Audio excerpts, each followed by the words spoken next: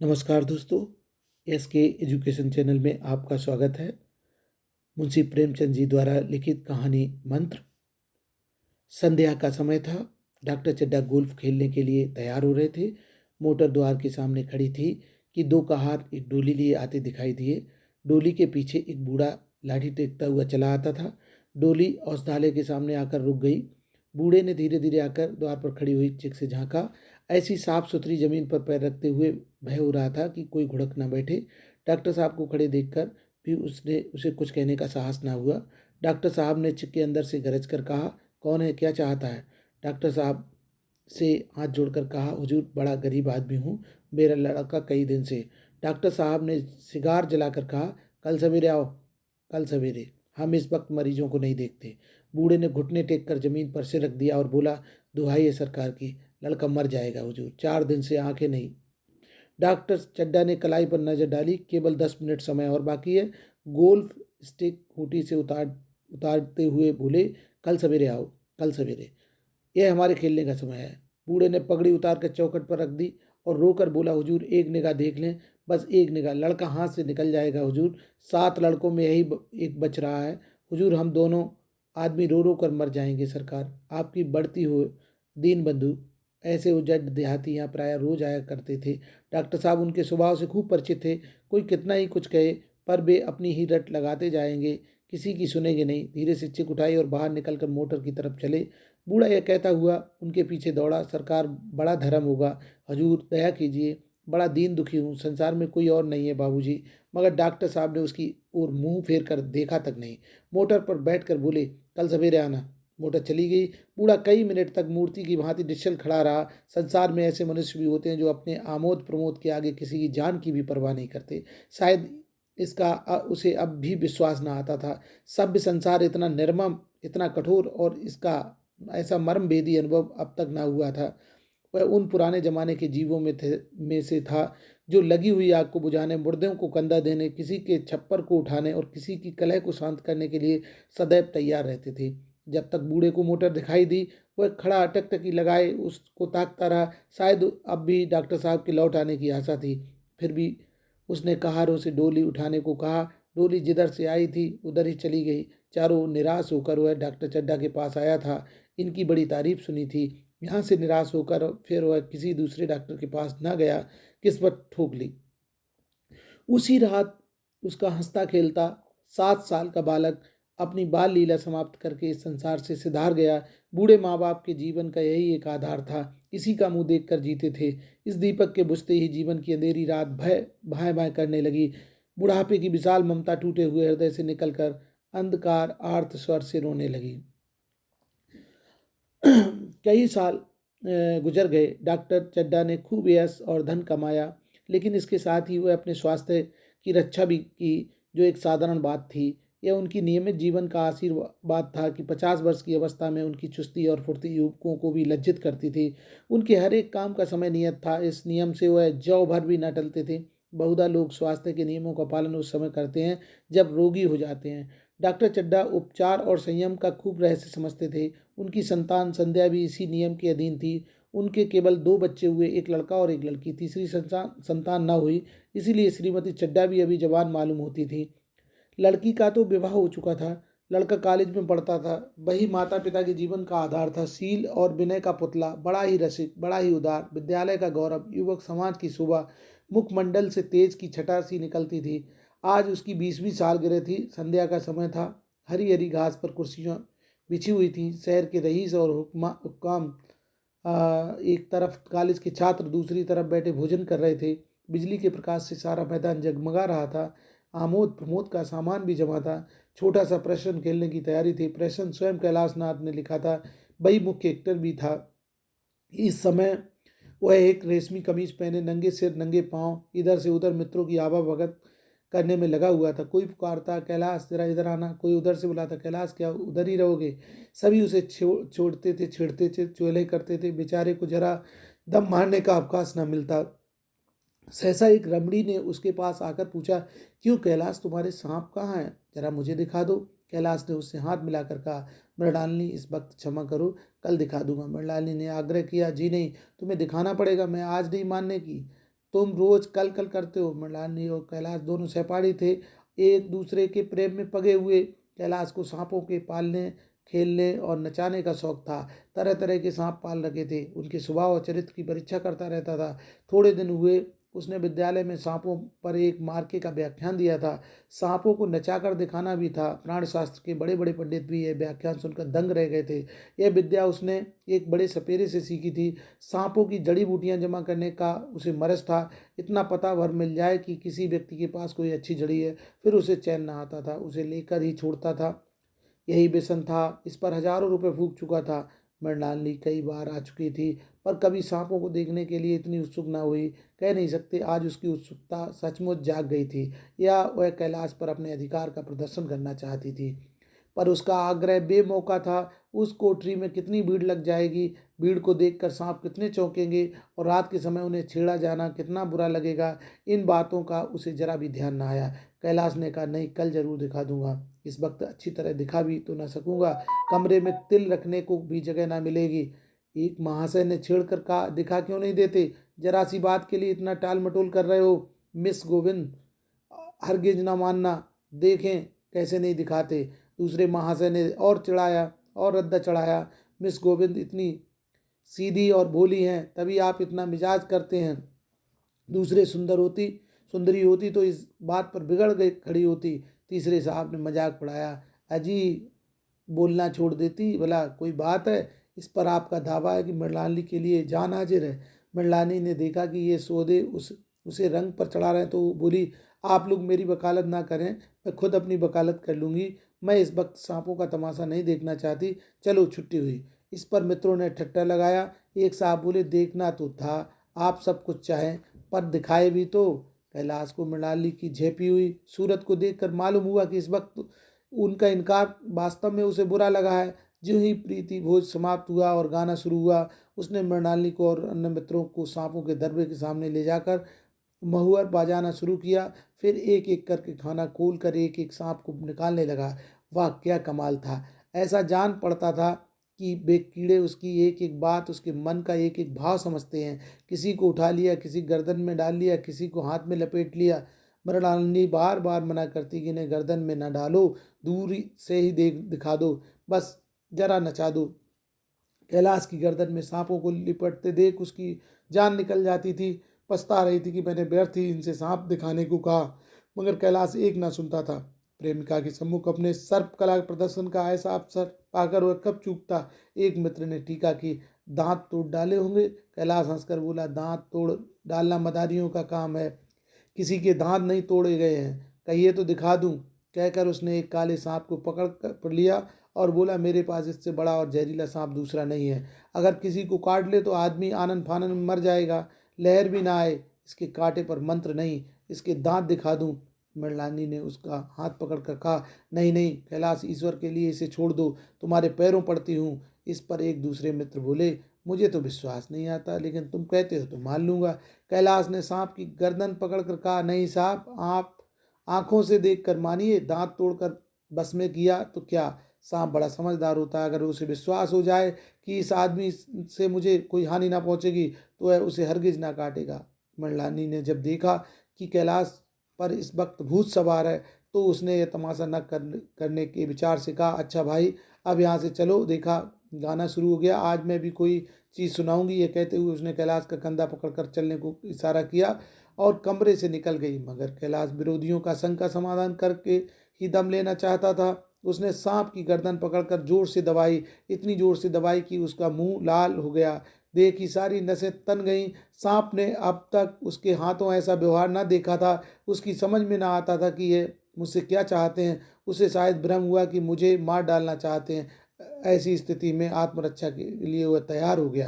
कैलाश ने उसकी गर्दन खूब दबा दबा कर मुंह खोल दिया और उसके जहरीले दांत दिखाते हुए बोला, जिन सज्जनों को शक हो आकर देख लें।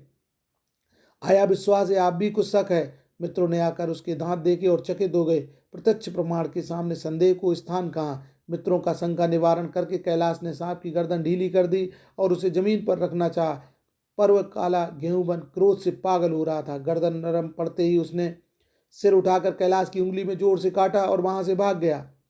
कैलाश की उंगली से टप टप खून टपकने लगा। उसने जोर से उंगली दबा ली और उस अपने कमरे की तरफ दौड़ा। वहाँ मेज की दराज में एक जड़ी रखी हुई थी जिसे पीस कर लगा देने से घातक विष भी रफू हो जाता था। मित्रों में हलचल पड़ गई।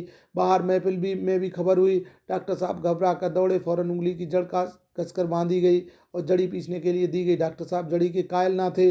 वह उंगली का डसा भाग नस्तर से काट देना चाहते थे, मगर कैलाश को जड़ी पर विश्वास था। मृणालिनी पियानो पर बैठी हुई थी। ये खबर सुनते ही दौड़ी और कैलाश की उंगली से टपकते हुए खून को रूमाल से पोंछने लगी। जड़ी पीसी जाने लगी, पर उसी 1 मिनट में कैलाश की आंखें झपकनी लेने लगी। ओठों पर पीलापन दौड़ने लगा, यहाँ तक कि वह खड़ा न रह सका, फर्श पर बैठ गया। सारे मेहमान कमरे में जमा हो गए। कोई कुछ कहता था, कोई कुछ। इतने में जड़ी पीस कर आ गई। मृणालिनी ने उंगली पर लेप किया। 1 मिनट और बीता। कैलाश की आंखें बंद हो गईं। वह लेट गया और हाथ से पंखा जलने का इशारा किया। माँ ने दौड़कर उसका सिर गोद में रख लिया और बिजली का टेबल फैन लगा दिया। डॉक्टर साहब ने झुककर पूछा, कैलाश कैसी तबीयत है? कैलाश ने धीरे से हाथ उठा लिए, पर कुछ बोल ना सका। मृणालिनी ने करुण स्वर में कहा, क्या जड़ी कुछ असर न करेगी? डॉक्टर साहब ने सिर पकड़कर कहा, क्या बतलाऊं, मैं इसकी बातों में आ गया। अब तुम नस्तर से भी कुछ फायदा ना होगा। आधा घंटे तक यही हाल रहा। कैलाश की दशा प्रतिक्षण बिगड़ती जाती थी, यहाँ तक कि उसकी आंखें पथरा गईं, हाथ पांव ठंडे पड़ गए, मुख की कांति मलिन पड़ गई, नाड़ी का कहीं पता नहीं। मौत के सारे लक्षण दिखाई देने लगे। घर में कोहराम मच गया। मृणालिनी एक और सिर पीटने लगी। माँ अलग पछाड़े खाने लगी। डॉक्टर चड्ढा को मित्रों ने पकड़ लिया, नहीं तो वह नस्तर से अपनी गर्दन पर ही मार लेते। एक महाशय बोले, कोई मंत्र झाड़ने वाला मिले तो संभव है अब भी जान बच जाए। एक मुसलमान सज्जन ने इसका समर्थन किया, अरे साहब, कब्र में पड़ी हुई लाशें जिंदा हो गई हैं, ऐसे ऐसे बाक माल पड़े हुए हैं। डॉक्टर चड्ढा बोले, मेरी अक्ल पर पत्थर पड़ गया था कि इसकी बातों में आ गया। नस्तर लगा देता तो यह नौबत ही क्यों आती। बार बार समझाता रहा कि बेटा सांप ना पालो, मगर कौन सुनता था। बुलाइए किसी झाड़ फूंक करने वाले को ही बुलाइए, मेरा सब कुछ ले ले, मेरी अपनी सारी जायदाद दे ले, उसके पैरों पर रख दूंगा, लंगोटी बांध कर घर से निकल जाऊंगा, मगर मेरा कैलाश, मेरा प्यारा कैलाश उठे बैठे और ईश्वर के लिए किसी को बुलाइए। एक महाशय का किसी झाड़ने वाले से परिचय था। वह दौड़कर उसे बुला लाए, मगर कैलाश की सूरत देखकर उसे मंत्र चलाने की हिम्मत ना पड़ी। बोला, अब क्या हो सकता है सरकार, जो कुछ होना था हो चुका। अरे मूर्ख है, क्यों नहीं कहता कि जो कुछ ना होना था वह कहाँ हुआ। माँ बाप ने बेटे का सेहरा कहाँ देखा। मृणालिनी का कामना तरु क्या पल्लव और पुष्प से रंजित हो उठा। मन के वह स्वर्ण स्वप्न जिनसे जीवन का आनंद स्रोत बना हुआ था, क्या पूरे हो गए?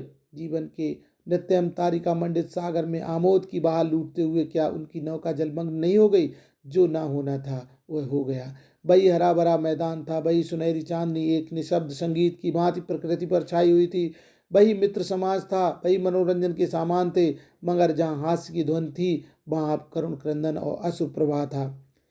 शहर से कई मील दूर एक छोटे से घर में एक बूढ़ा और बुढ़िया अंगीठी के सामने बैठे जाड़े की रात काट रहे थे। बूढ़ा नारियल पीता था और बीच बीच में खांसता था। बुढ़िया दोनों घुटनियों में सिर डाले आग की ओर ताक रही थी। एक मिट्टी के तेल की कुप्पी ताक पर जल रही थी। घर में ना चारपाई थी ना बिछौना। एक किनारे थोड़ी सी पुआल पड़ी हुई थी। इसी कोठरी में एक चूल्हा था। बुढ़िया दिन भर उपले और सूखी लकड़ियां बटोरती थी। बूढ़ा रस्सी बटकर बाजार में बेच आता था। यही उनकी आजीविका थी। उन्हें न किसी ने रोकते देखा न हंसते। उनका सारा समय जीवित रहने में कट जाता। मौत द्वार पर खड़ी थी। रोने या हंसने की कहाँ फुर्सत थी। बुढ़िया ने पूछा, कल के लिए सन तो है ना? काम क्या करोगे? जाकर झगड़ू साहू से 10 सन उधार लाऊंगा। उसके पहले के पैसे तो दिए हैं नहीं, और उधार कैसे देगा? ना देगा ना सही, घास तो कहीं नहीं गई। दोपहर तक क्या 2 आने की भी ना काटूंगा। इतने में एक आदमी ने द्वार पर आवाज़ दी, भगत भगत, क्या सो गए? जरा किवाड़ खोलो। भगत ने उठकर किवाड़ खोल दिए। एक आदमी ने अंदर आकर कहा, कुछ सुना? डॉक्टर चड्ढा बाबू के लड़के को सांप ने काट दिया। भगत ने चौंक कर कहा, चड्ढा बाबू के लड़के को? भाई चड्ढा बाबू है ना, जो छावनी में बंगले में रहते हैं? हाँ हाँ भाई, शहर में हल्ला मचा हुआ, जाते हो तो चाहो आदमी बन जाओगे। बूढ़े ने कठोर भाव से सिर हिलाकर कहा, मैं नहीं जाता, मेरी भला जाए। भाई चड्ढा है, खूब जानता हूँ। भैया लेकर उन्हीं के पास गया था, खेलने जा रहे थे, पैरों में गिर पड़ा कि एक नज़र देख लीजिए, मगर सीधे मुंह से बात तक ना की। भगवान बैठे सुन रहे थे। अब जान पड़ेगा कि बेटे का गम कैसा होता है। कई लड़के हैं? नहीं जी, यही तो एक लड़का था, सुना है। सब ने जवाब दे दिया, भगवान बड़ा कारसाज है। उस वक़्त मेरी आंखों से आंसू निकल पड़े थे, पर उन्हें तनिक भी दया ना आई थी। मैं तो उनके द्वार पर होता तो भी बात ना पूछता। तो ना जाओगे? हमने जो सुना था सो कह दिया। अच्छा किया, अच्छा किया। कलेजा ठंडा हो गया, आंखें ठंडी हो गई, लड़का भी ठंडा हो गया होगा। तुम जाओ, आज चैन की नींद सोऊंगा। बुढ़िया से जरा तंबाकू ले लो, एक चिलम और पीऊंगा। अब मालूम होगा लाला को, सारी साहबी निकल जाएगी। हमारा क्या बिगड़ा? लड़के के मर जाने से कुछ राज तो नहीं चला गया। जहाँ 6 बच्चे गए थे वहाँ एक और चला गया। तुम्हारा तो राज सूना हो जाएगा। उसी के वास्ते सबका गला दबा दबा कर जोड़ा था ना। अब क्या करोगे? एक बार देखने जाऊंगा, पर कुछ दिन बाद मिजाज का हाल पूछूंगा। आदमी चला गया। भगत ने किवाड़ बंद कर लिए, तब चिलम भर के तंबाकू रखकर पीने लगा। बुढ़िया ने कहा, इतनी रात गए, जाड़े पाले में कौन जाएगा? अरे दोपहर ही होता तो भी न जाता, सवारी दरवाजे पर लेने आती तो भी न जाता। भूल नया नहीं गया हूँ। पन्ना की सूरत आंखों में फिर रही है। इस निर्दयी ने उसे एक नज़र देखा तक नहीं। क्या मैं न जानता था कि वह न बचेगा? खूब जानता था। चड्ढा भगवान नहीं थे कि उनकी एक निगाह देख लेने से अमृत बरस जाता। नहीं, खाली मन की दौड़ थी। अब किसी दिन जाऊंगा और कहूँगा, क्यों साहब, कहिए क्या रंग है? दुनिया बुरा कहेगी, कोई परवाह नहीं। छोटे आदमियों में तो सब ऐब है, बड़ों में कोई ऐब नहीं होता। देवता होते हैं। भगत के लिए जीवन में पहला अवसर था कि ऐसा समाचार पाकर वह बैठा रह गया। 80 वर्ष के जीवन में ऐसा कभी ना हुआ था कि सांप की खबर पाकर वह दौड़ न गया हो। माघ पूस की अंधेरी रात, चैत्र बैसाख की धूप और लू सावन भादों की चढ़ी हुई नदी नाले, किसी की तरह उसने कभी परवाह नहीं की। वह तुरंत घर से निकल पड़ता था। निस्वार्थ निष्काम, लेन देन का विचार कभी दिल में आया नहीं। ऐसा काम ही न था। जान का मूल्य कौन दे सकता है? यह एक पुण्य कार्य था। सैकड़ों निराशों को उसके मंत्रों ने जीवन दान दे दिया था, पर आप वह घर से कदम नहीं निकाल सका। यह खबर सुनकर सोने जा रहा है। बुढ़िया ने कहा, तंबाकू अंगीठी के पास रखी हुई है, उसके भी आज 2.5 पैसे हो गए हैं। देती ही ना थी। बुढ़िया यह कहकर लेटी। बूढ़े ने कुप्पी बुझाई, कुछ देर खड़ा रहा, फिर बैठ गया, अंत को लेट गया। यह खबर उसके हृदय पर बोझे की भांति रखी हुई थी। उसे मालूम हो रहा था उसकी कोई चीज़ खो गई है, जैसे सारे कपड़े गीले हो गए हैं या पैरों में कीचड़ लगा हुआ है, जैसे कोई उसके मन में बैठा हुआ है, उसे घर से निकालने के लिए कुरेद रहा है। बुढ़िया जरा देर में खर्राटे लेने लगी। बूढ़े बातें करते करते सोते हैं और जरा जरा सा खटा होते ही जागते हैं। तब भगत उठा, अपनी लकड़ी उठा ली और धीरे से किवाड़ खोले। बुढ़िया ने पूछा, कहाँ जाते हो? कहीं नहीं, देखता था कि कितनी रात है। अभी बहुत रात है, सो जाओ। नींद नहीं आती? नींद कहाँ आवेगी? मन तो चड्डा के घर पर लगा हुआ है। चड्डा ने मेरे साथ कौन सी नेकी कर दी जो वहां जाऊं? वह आकर पैरों पर पड़े तो भी न जाऊं, उठे तो इसी इरादे से ही हो। नहीं रही, ऐसा पागल नहीं हूं कि जो मुझे कांटे बोए उसके लिए फूल बोता फिरूं। बुढ़िया फिर सो गई। भगत ने किवाड़ लगा दिए और फिर आकर बैठा, पर उसके मन की कुछ ऐसी दशा थी जो बाजे की आवाज़ कान में पड़ते ही उपदेश सुनने वालों की होती है। आंखें चाहे उपदेशक की हों, पर कान बाजे ही के होते हैं। दिल में भी बापे की ध्वनि गूंजती रहती है। शर्म मारे जगह से नहीं उठता। निर्दयी प्रतिघात का भाव भगत के लिए उपदेशक था, पर हृदय उसे अभागे युवक की ओर था जो इस समय मर रहा था, जिसके लिए एक एक पल का विलंब घातक था। उसने फिर किवाड़ खोले, इतने धीरे से कि बुढ़िया को खबर भी न हुई। बाहर निकल आया। उसी वक्त गांव का चौकीदार गश्त लगा रहा था। बोला, कैसे उठे भगत? आज तो बड़ी सर्दी है, कहीं जा रहे हो क्या? भगत ने कहा, नहीं जी, जाऊंगा कहाँ? देखता था अभी कितनी रात है। भला कै बजे होंगे? चौकीदार बोला, 1 बजा होगा और क्या। अभी थाने से आ रहा था तो डॉक्टर चड्डा बाबू के बंगले पर बड़ी भीड़ लगी हुई थी। उनके लड़के का हाल तो तुमने सुना होगा, कीड़े ने छू लिया। चाहे मर भी गया हो, तुम चले जाओ तो शायद बच जाए। सुना है कि इस 1000 तक देने को तैयार है। भगत, मैं तो न जाऊं, चाहे वह 10 लाख भी दे। मुझे 10,000 या 10 लाख को लेकर करना क्या है? कल मर जाऊंगा, फिर कौन भोगने वाला बैठा हुआ है? चौकीदार चला गया। भगत ने आगे पैर बढ़ाया। जैसे नशे में आदमी की देह अपने काबू में नहीं रहती। पैर कहीं रखता है, पड़ता कहीं है, कहता कुछ है, जबान से निकलता कुछ और है। वही हाल इस समय भगत का था। मन में प्रतिकार था, पर कर्म मन के अधीन न था। जिसने कभी तलवार नहीं चलाई, वह इरादा करने पर भी तलवार नहीं चला सकता था। उसके हाथ कांपते हैं, उठते ही नहीं। भगत लाठी खटखट करता लपका चला जाता था। चेतना रोकती थी, पर उपचेतना ठेलती थी। सेवक स्वामी पर हावी था। आधी रात निकल जाने के बाद सहसा भगत रुक गया। हिंसा ने क्रिया पर विजय पाई। मैं यूं ही इतनी दूर चला आया, इस जाड़े पाले मरने की मुझे क्या पड़ी थी। आराम से सोया क्यों नहीं, नींद ना आती ना सही, दो चार भजन ही गाता। व्यर्थ इतनी दूर दौड़ आया, चड्डा का लड़का रहे या मरे मेरी बला से। मेरे साथ उन्होंने ऐसा कौन सा सलूक किया था कि मैं उनके लिए मरूं। दुनिया में हजारों मरते हैं, हजारों जीते हैं, मुझे किसी के मरने जीने से क्या मतलब। मगर उपचेतना ने अब एक दूसरा रूप धारण कर लिया, जो हिंसा से बहुत कुछ मिलता जुलता था। वह झाड़ फूंक करने नहीं जा रहा, वह देखेगा कि लोग क्या कर रहे हैं। डॉक्टर साहब का रोना पीटना देखेगा, किस तरह सिर पीटते हैं, किस तरह पछाड़े खाते हैं। वे लोग तो विद्वान होते हैं, सबर कर जाते होंगे। हिंसा भाव को यूं धीरज देता हुआ वह फिर आगे बढ़ा। इतने में दो आदमी आते दिखाई दिए, दोनों बातें करते चले आ रहे थे। चड्डा बाबू का घर उजड़ गया, वही तो एक लड़का था। भगत के कान में आवाज पड़ी तो उसकी चाल और भी तेज हो गई। थकान के मारे पांव न उठते थे, सिरोभाग इतना बड़ा जाता था मानो अब मुंह के बल गिर पड़ेगा। इस तरह वह कोई 10 मिनट चलता रहा होगा कि डॉक्टर साहब का बंगला नजर आया। बिजली की बत्तियां जल रही थी, मगर सन्नाटा छाया हुआ था। रोने पीटने की आवाज भी ना आती थी। भगत का कलेजा धक धक करने लगा, कहीं मुझे बहुत देर तो नहीं हो गई। वह दौड़ने लगा। अपनी उम्र में वो इतना तेज कभी न दौड़ा था। बस यही मालूम होता था कि उसके मानो उसके पीछे मौत दौड़ी आ रही हो। 2 बज गए थे। मेहमान विदा हो गए। रोने वालों में केवल आकाश के तारे बज रह गए थे। सभी रो रो कर थक गए थे। बड़ी उत्सुकता के साथ लोग रह रह कर आकाश की ओर देखते थे कि किसी तरह सुबह हो और लाश गंगा में दी जाए। सहसा भगत ने द्वार पर पहुंचकर आवाज दी, डॉक्टर साहब। समझे कोई मरीज आया होगा। किसी और दिन उन्होंने उस आदमी को दुत्कार दिया होता, मगर आज बाहर निकल आए, देखा एक बूढ़ा आदमी खड़ा है, कमर झुकी है, पोपला मुंह है, भौहें तक सफ़ेद हो गई हैं, लकड़ी के सहारे कांप रहा था। बड़ी नम्रता से बोले, क्या है भाई, आज तो हमारे ऊपर ऐसी मुसीबत पड़ गई है कि कुछ कहते नहीं बनता। फिर कभी आना। इधर 1 महीना तक तो शायद मैं किसी भी मरीज को ना देख सकूंगा। भगत ने कहा, सुन चुका हूँ बाबूजी, इसीलिए आया हूँ। भैया कहाँ है, जरा मुझे दिखा दीजिए। भगवान बड़ा कारसाज है, मुर्दे को भी जिला सकता है।